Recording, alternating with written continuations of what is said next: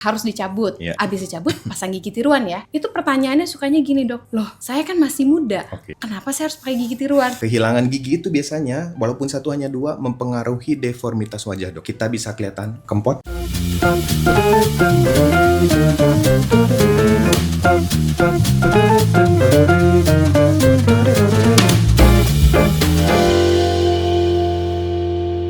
Assalamualaikum warahmatullahi wabarakatuh.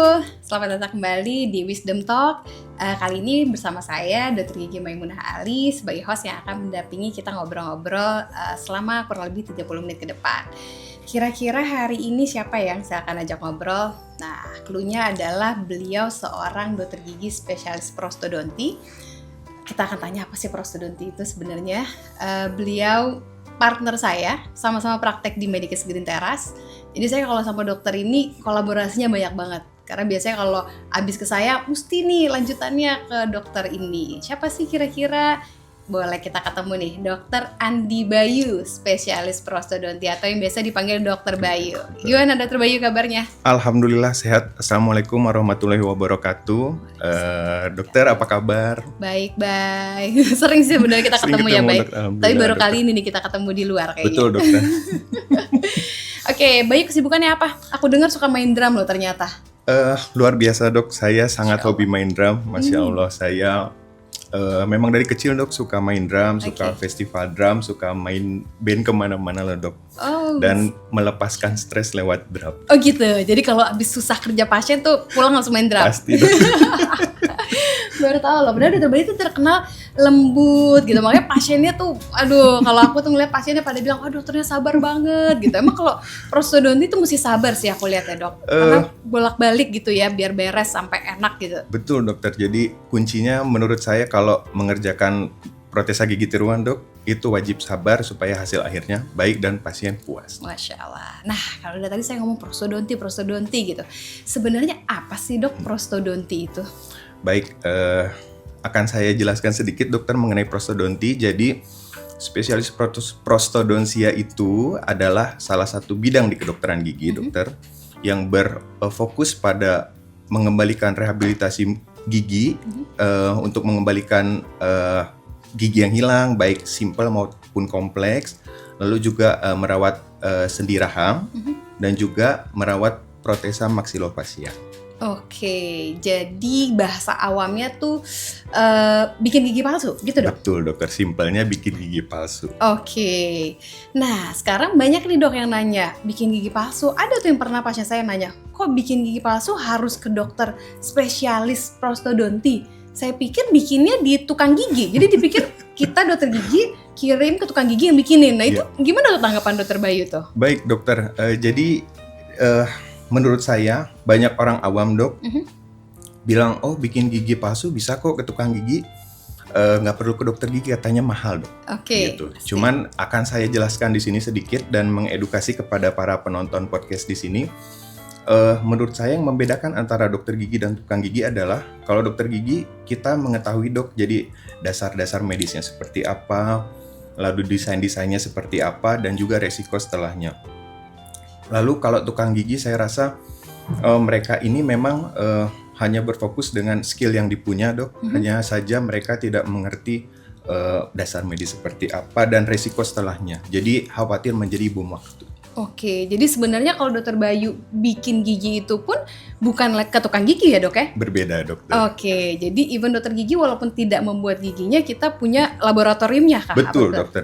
Jadi kita ini ibaratnya kayak arsitek ya dok ya. Oke. Jadi kita membuat desain seperti apa, lalu oh ini cocoknya dengan kasus ini bahannya apa dan lain-lain, lalu kita kirim ke laboratorium dan diproses di sana, lalu kembali kita pasangkan kepada pasien. Kebayang saya. Jadi ibarat rumah, kalau dong nggak ada arsiteknya, mau jadi apa itu rumahnya? Setuju dokter. Oke, bayang. Oke, udah mulai dapat nih dok. Terus biasanya tuh kan kalau saya tuh ngeliat ya pasien di Medikes, terutama kita kan prakteknya sama-sama di Green Teras ya dok. Dokter. Itu pasiennya beragam dok. Jadi karena saya kan shift pagi dok. Baik, Shift dok. pagi itu biasanya tuh pasiennya tuh lebih ke orang tua yang habis selesai ngantar anaknya. Ya.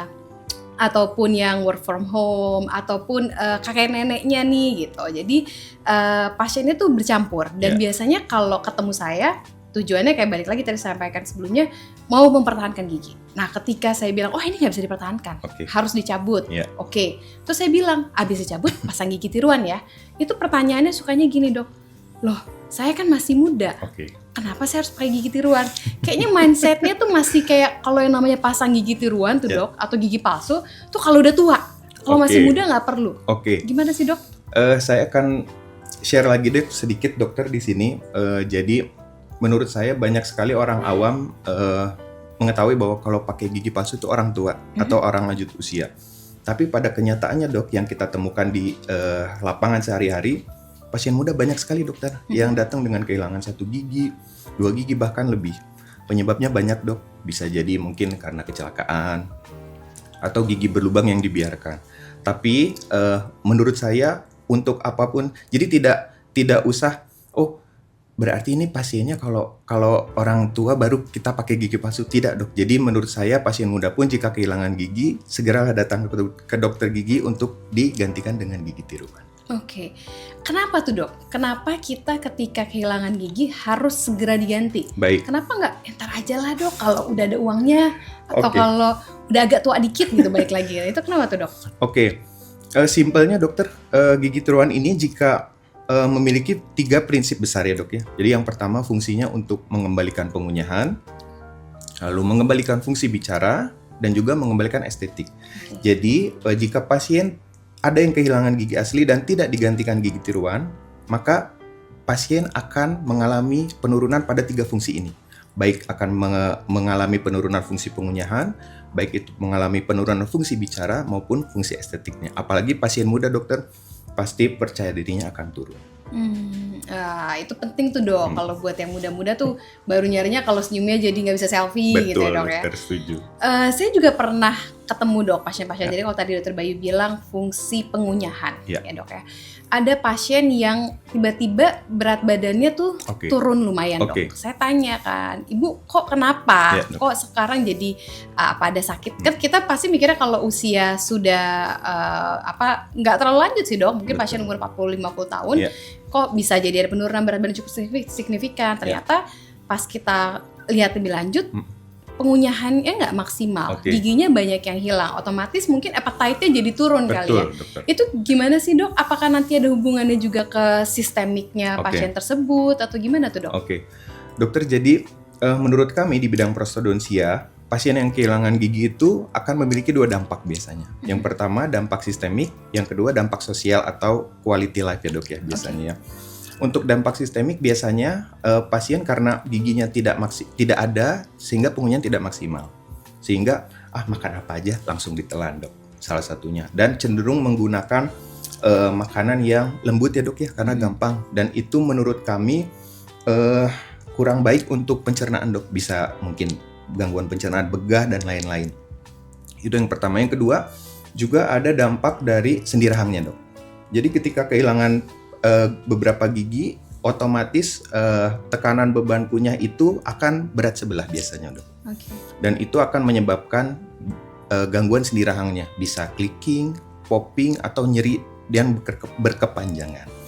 Lalu yang ketiga juga ada dampak quality life mungkin ya dok ya. Jadi pasien mungkin tidak percaya diri dan mengakibatkan tidak mau beraktivitas di luar. Kemungkinan biasanya seperti itu dok. Jadi kalau udah ada tanda-tanda kayak gitu, cek tuh jangan-jangan giginya ada yang ompong ya dok ya. Tadi menarik dokter bilang soal sendi rahang. Betul. Sebagai dokter gigi, salah satu momok yang paling kita khawatirkan tuh dok adalah ketika selesai perawatan pasiennya nggak bisa nutup mulut. Nah, itu boleh jelasin nggak sih dok? Kenapa? Biasanya kan nggak semua pasien tuh aware ya. Pernah bilang dok, saya kalau buka mulut kelamaan suka sakit atau suka bunyi atau apa, nggak semua aware. Tiba-tiba selesai nggak bisa tutup mulut. Itu kenapa sih dok kayak gitu? Baik, dokter, jadi perlu diketahui kita ini sebagai manusia itu punya sendi rahang di kepala kita. Jadi sendi rahangnya ini menghubungkan antara rahang bawah kita dengan tengkorak kepala kita. Nah, di sana terdapat ada pembuluh darah, ada diskusnya, dan ada segala macam dok di sana. Nah, biasanya dengan kondisi-kondisi tertentu, kita jika membuka terlalu lebar akan mengalami cedera dok di sana. Nah, ketika cedera, otomatis mungkin fungsi sendi yang harusnya ada di sana, dia bergerak bisa ke depan atau ke belakang. yang mengakibatkan mungkin terkunci dokter si rahangnya, dan itu banyak terjadi ketika mungkin membuka mulut terlalu lama seperti mungkin scaling ya dok ya, atau preparasi gigi juga mungkin bisa dokter, dan atau tertawa lebar dan sejenisnya. Jadi saran saya jangan membuka mulut terlalu lebar. Nah, itu bisa dicegah kah dok? Sebelum kita masuk ke pencegahan deh, penyebabnya biasanya apa dok yang paling sering menyebabkan kelainan sendi tadi? Oke, salah satunya kebiasaan buruk dok, bruxism. Bruxism tuh kalau mungkin tidur malam suka menggerakkan gigi dok ya, jadi bunyi krek gitu. Jadi kalau kita tidur sendiri siapa yang mau dengar tuh dok? Nah itu dia dok, makanya kadang saya suka tanya jika pasiennya masih muda, tanyakan ke orang tuanya mungkin, atau mungkin kalau sudah suami istri pasangannya boleh ditanyakan gitu. Dan itu banyak terjadi dok, terutama wanita usia muda. Paling sering mereka ya. Betul. Terus dok, bruxism atau menggeretakkan gigi pada saat tidur. Apalagi itu dok penyebabnya? Mungkin clenching dok. Clenching itu apa tuh dok? Simpelnya mungkin kita seperti menggigit kuat tanpa sadar. Atau mungkin kayak gemes gitu dok ya. Atau kebiasaan buruk bisa suka menggigit pensil, pulpen, kuku, atau mungkin postur tubuh juga bisa dok. Kita suka pakai tas yang satu sisi aja. Dan ternyata menurut teori itu sangat berpengaruh terhadap sendi rahang kita. Balik lagi ke kehilangan gigi dok. Seberapa efeknya dari kehilangan gigi tadi sampai menyebabkan kelainan sendi? Baik, ini pamungkasnya dok. Jadi gigi itu jika hilang kemungkinan kan akan bergeser dok ke daerah yang tidak ada gigi ya. Anggaplah misalkan gigi atas yang hilang bawah, yang atas turun ke bawah, atau tetangganya geser ke daerah yang kosong. Sehingga beban kunyahnya akan berat di satu sisi dok, antara kanan dan kiri atau kiri. Nah itu yang mengakibatkan adanya gangguan sendi rahang. That's why penting banget untuk segera mengganti gigi tiruan tadi. Sangat penting. Berapa lama tuh gigi akan turun atau bergeser? Itu kita nggak bisa prediksi kan dok? Kita nggak bisa prediksi dok, karena setiap orang berbeda dok oklusinya ya, jadi mungkin bisa cepat bisa lambat, tapi jangan ditunda terlalu lama karena akan menjadi bom waktu jika tidak segera diganti. Kalau kita ngomongin gigi tiruan ya dok, baik, atau gigi palsu, itu kan pilihannya banyak banget dok. Jujur kalau saya jadi pasien nggak dibekali ilmu juga gitu kan. Kalau dokter belajar berapa tahun, 3 tahun mungkin dokter Bayu ya, belajar spesialis. Nah itu seperti apa aja sih sebenarnya pilihan, dan gimana caranya kita tahu ini pilihan yang terbaik? Itu gimana sih dok? Pada prinsipnya dokter, di prostodontia itu ada 3 jenis gigi tiruan. Gigi tiruan lepasan, gigi tiruan cekat permanen, dan cekat gigi tuh maksudnya permanen dokter. Permanen jadi nggak bisa dilepas. Nggak bisa dilepasan ya.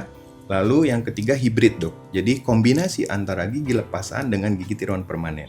Bukan mobil aja yang bisa hibrid ya dok? Betul dokter. Jadi sekarang di prostodontia jadi lebih canggih lah dok ya, sekarang lebih canggih. Gigi tiruan lepasan tuh banyak lagi dok dijabarkan. Ada gigi tiruan sebagian lepasan, lalu ada gigi tiruan lengkap. Bahannya apa aja dok? Lalu biasanya itu yang paling standar akrilik dok. Lalu yang paling merah ideal, itu ya, dok? yang merah betul. Lalu yang paling ideal kerangka logam dok. Kerangka logam. Lalu sekarang yang lagi hype sekali flexible denture dok. Flexible denture. Bahkan banyak sekali dokter gigi umum juga banyak dok yang mengerjakan mungkin Valplas, Thermosense dan lain-lain. Nanti kita bahas dok untuk hal ini. Lalu saya akan ke gigi tiruan cekat. Itu ada yang paling bagus lah ya dok ya. Untuk saat ini ideal implan dokter. Implan, lalu ada juga crown mungkin dokter. Crown itu seperti dijaket ke gigi yang sudah sisanya sedikit mungkin ya dok ya. Lalu ada jembatan. Jembatan itu jadi misalkan giginya ada yang hilang di tengah. Nah, tetangganya kanan dan kiri itu jadi pegangan. Nah, jadi menurut kami itu tergantung gimana caranya bisa digunakan sesuai sama kasusnya tersendiri. Kalau hybrid tadi dok ketinggalan. Apa nih hybrid nih? Baik, dulu saya kayaknya kalau belajar belum ada sih hybrid nih dok. Hybrid ini dok kombinasi antara yang permanen dok, itu contohnya seperti implan. Lalu misalkan implan giginya misalkan hilang semua dok. Lalu implan ditanam di beberapa titik yang memang tulangnya tebal, lalu dikombinasi dengan gigi tiruan lepasan. Bisa kerangka logam, bisa akrilik. Ini sih kasus bapak saya nih. Kebetulan bapak saya pasiennya Dr. Andi Bayu, pakai hybrid. Baru tahu saya dok namanya itu hybrid. Dokter. Which is alhamdulillah dok, bapak saya happy banget sekarang, Alhamdulillah, seneng Dok. banget, bisa Alhamdulillah. makan juga udah enak, udah makan Alhamdulillah. jagung. Alhamdulillah. Thanks to dokter Bayu, Siap. alhamdulillah. Oke, balik lagi dok. Oke, jadi tadi dokter sempat mention yang paling baik adalah implan. Betul. Oke. Kenapa sih dok implan ini yang menjadi yang paling baik? Saya cerita dikit ya dok. Jadi dulu itu saya itu kan agenesis dok. Oke, Dok. Jadi kalau teman-teman agenesis itu apa? Agenesis itu adalah seseorang yang nggak ada benih gigi tetapnya gitu. Jadi kalau misalnya normalnya gigi tetap itu ada 32 gitu ya, Betul, atau berapa 28 ya 28, kalau nggak Dok. dengan gigi geraham bungsu. Nah saya itu lebih sedikit lagi dari itu qadarallahnya. Jadi otomatis jumlah giginya kurang. Biasanya tuh ciri-cirinya giginya tuh renggang-renggang gitu. Lalu ke dokter gigi lah dok gitu. Saya dari kecil tuh nggak pernah bermasalah giginya. Oke. Jadi ke dokter gigi karena giginya renggang. Oke. Baru ketahuan lah ternyata agenesis. Lalu treatment lah orto kan. Nah Oke. setelah orto dirapetin terus dilanjutkan dengan gigi tiruan. Jadi pertanyaan saya juga tuh dok, Oke. kok masih muda suruh pakai gigi tiruan gitu kan, kayaknya aduh memalukan sekali gitu Oke. kan. Nah salah satu gigi tiruan yang direkomendasikan adalah implan Oke. gitu dok. Pada eranya implan itu dok, Ya. itu masih pakai dolar. Oke. Which is menurut saya mahal sekali implan itu Iya, gitu kan. Jadi saya merasakan momok implan itu mahalnya gitu, tapi balik lagi dengan benefit yang ditawarkannya, saya sama sekali tidak menyesal memilih implan. Oke. Nah sekarang supaya yang di rumah juga nggak nyesel kayak saya, Siap, Dok. apa sih dok kelebihan implan itu? Kenapa itu menjadi gold standarnya lah gitu? Oke. Apa tuh dok? Oke, jadi saat ini dok muncul teknologi modern katanya di dunia prostodontia terutama implan ya dok ya. Implan itu bisa dikatakan menjadi golden standard.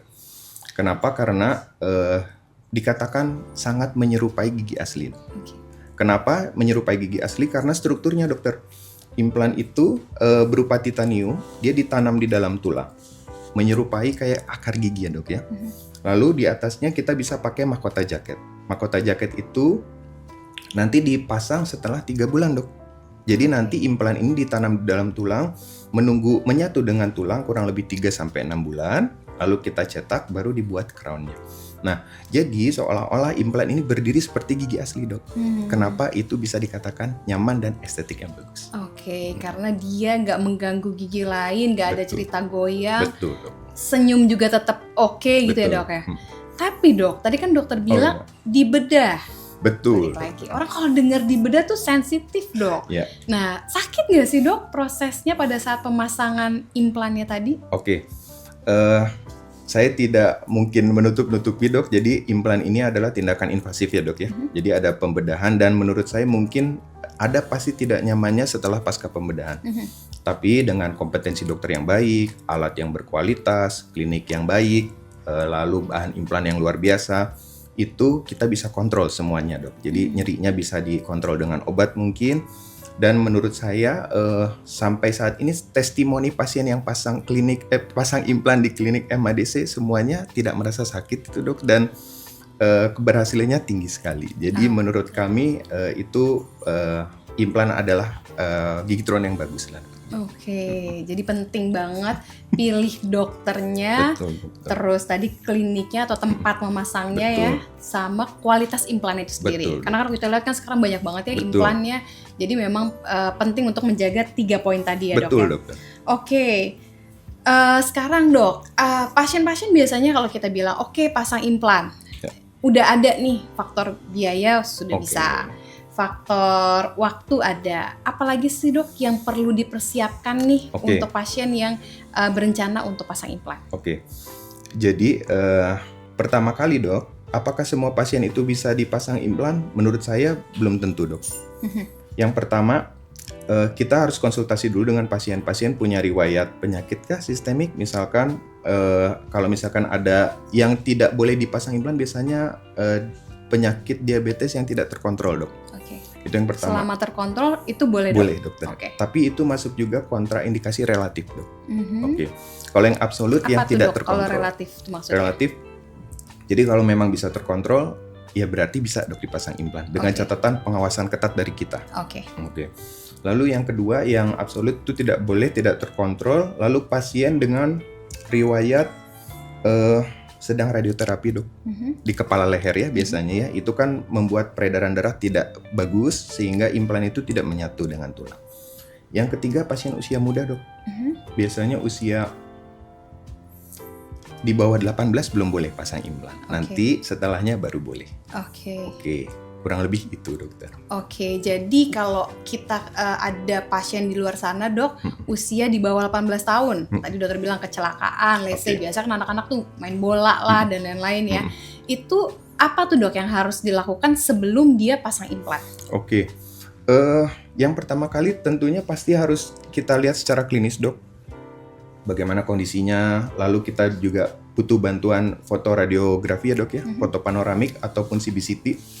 Lalu di situ kita lihat apakah memang ini bisa dipasang implan, tapi misalkan tulangnya tipis dok, berarti mungkin butuh penambahan tulang terlebih dahulu.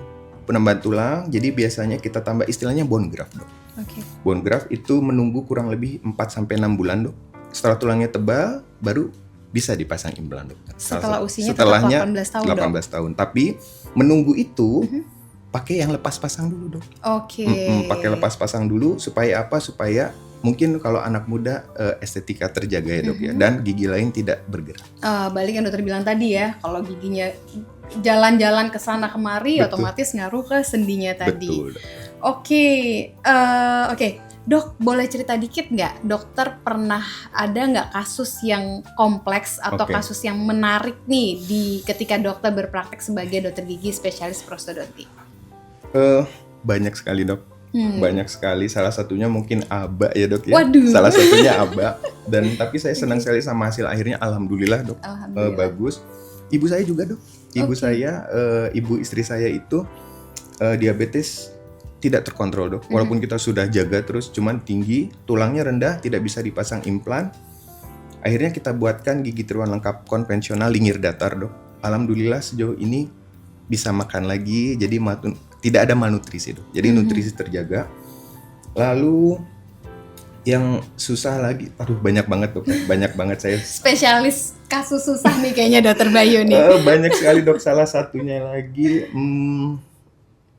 kehilangan dimensi vertikal dok. Kehilangan dimensi vertikal. Jadi kalau kita orang normal tuh dok, kita gigit seperti ini itu nyaman ya dok ya. Tidak ada pegal dan lain-lain. Nah itu adalah dimensi vertikal yang normal. Oke. Jadi ketika ada penurunan, baik itu karena kehilangan gigi atau mungkin karena ada kelainan mungkin bruxism dan lain-lain, otomatis permukaan gigi kan memendek ya dok ya. Nah itu bisa menurun dimensi vertikalnya. Supaya kita bisa kembalikan, kita harus tinggikan dulu dok dengan bahan-bahan khusus, misalkan dengan akrilik dan lain-lain, dan itu lama sekali dok, 1 tahun 2 tahun dokter, sampai ini saya rasa sudah enak, sudah nyaman, baru kita ganti dengan crown, dan itu sangat sulit, tapi hasil akhirnya bagus alhamdulillah. Tapi emang sih dok, aba itu udah keliling-keliling sih. Akhirnya jatuh hatinya di tangan kolaborasi antara dokter Anto, spesialis bedah mulut, dan dokter Bayu, spesialis prostodonti. Alhamdulillah. Jadi kalau saya bisa kasih kesimpulan ya dok, berarti semakin lama gigi tersebut hilang dan tidak digantikan, akhirnya masalahnya jadi semakin kompleks gitu ya dok. Betul dokter. Jadi semakin kita tidak ganti lebih cepat dok, akan merembet kemana-mana. Tadi kita sudah bahas dok, baik dampaknya secara sistemik maupun lain-lain. Tapi intinya jangan biarkan gigi yang hilang tidak diganti dengan gigi tiruan. Itu tagline-nya tuh, jangan biarkan gigi yang hilang tidak diganti dengan gigi tiruan. Oke, sebelum kita tutup nih dok, boleh dong kasih satu pesan terakhir nih dari dokter Bayu untuk teman-teman yang sekarang lagi ada kehilangan giginya nih dok. Gimana cara menjaga gigi tersebut dan apa yang harus dilakukan kalau giginya hilang? Baik, sebagai penutup saya akan memberikan sebuah pesan dokter. Jadi pada teman-teman, untuk semua teman-teman yang mungkin pernah kehilangan gigi atau sedang kehilangan gigi, menurut saya jangan ditunda terlalu lama. Karena apa? Karena itu dampaknya akan sangat serius. Jadi teman-teman yang kalau memang giginya masih komplit, masih bagus, masih lengkap, kontrol rutin per 6 bulan. Kita jaga supaya mungkin kalau ada lubang kita tambal segera, jangan sampai giginya dicabut. Jika memang sudah kehilangan 1 atau 2 gigi, segera ke dokter gigi. Kita akan gantikan gigi tiruan dengan jenis-jenis yang sesuai dengan Anda. baik itu bisa yang lepasan atau yang permanen atau mungkin dengan hibrid. Dan yang terakhir, jika sudah menggunakan gigi tiruan, jangan lupa untuk tetap kontrol per 6 bulan. Dan juga jika merasa, oh ini kayaknya sudah kurang baik atau longgar, segera datang juga ke dokter gigi karena kita akan perbaiki supaya gigi tiruan Anda tetap nyaman. Demikian dokter. Oke, Masya Allah. Ya seru banget ya obrolan kita hari ini dan banyak banget yang udah Dokter Bayu share. Semoga Dokter Bayu ilmunya tambah berkah. Amin, terima kasih Pasiennya dokter. tambah terpincut sama Dokter Bayu, tambah hasilnya tambah berkualitas. Amin, Thank you dokter, semuanya. insya Allah. Terima kasih. Buat yang di rumah terima kasih udah dengerin obrolan kita hari ini. Sampai ketemu lagi di sesi berikutnya. Bye bye. Terima Assalamualaikum. kasih.